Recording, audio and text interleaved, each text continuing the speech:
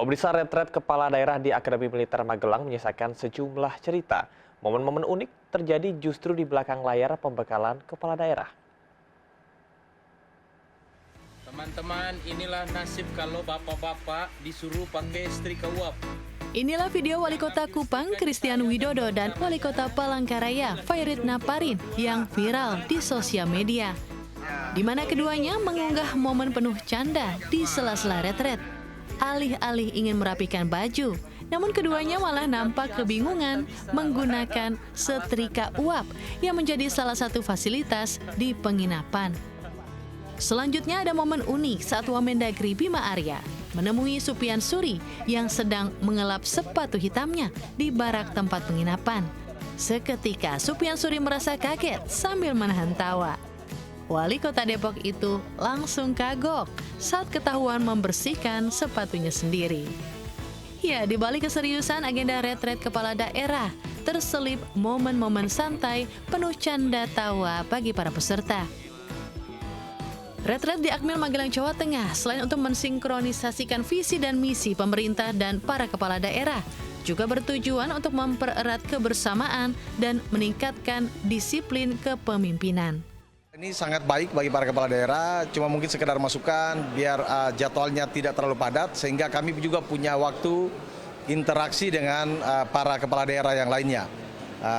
Mungkin lebih diperbanyak diskusi-diskusi dalam kelompok kecil, saling berbagi untuk daerah-daerah yang unggul dalam segi misalnya peningkatan PAD, misalnya dalam rangka SPBE atau digitalisasi birokrasi.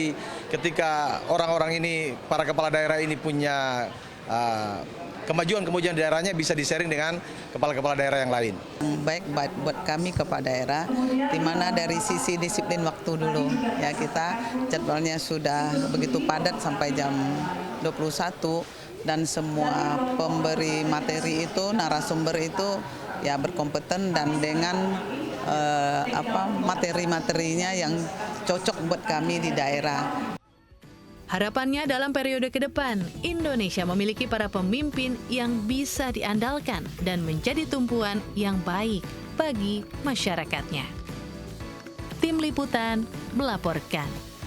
Pemirsa, Indonesia akhirnya memiliki bank emas atau bullion bank untuk pertama kalinya. Targetnya cukup tinggi, yaitu meningkatkan produk domestik bruto PDB hingga 245 triliun, serta menciptakan 1,8 juta lapangan pekerjaan.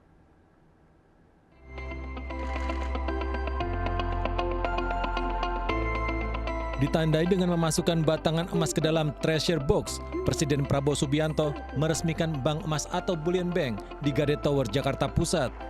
Bank emas atau bullion bank ini merupakan yang pertama dibentuk di Indonesia.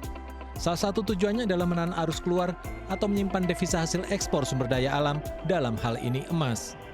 Saya paham bahwa persiapan bank emas ini memakan waktu cukup lama. Kalau tidak salah, lebih dari 4 tahun. Takdir saya bahwa saya yang resmikan.